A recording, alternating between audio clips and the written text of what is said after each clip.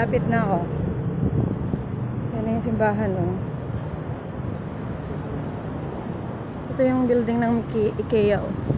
Laki, luwang, no?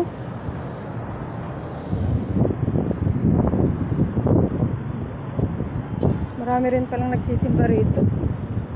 Ang sabi nga ni Oliver is ano?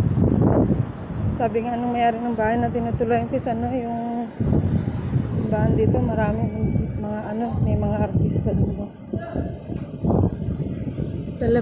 Teleperformance building. Yan.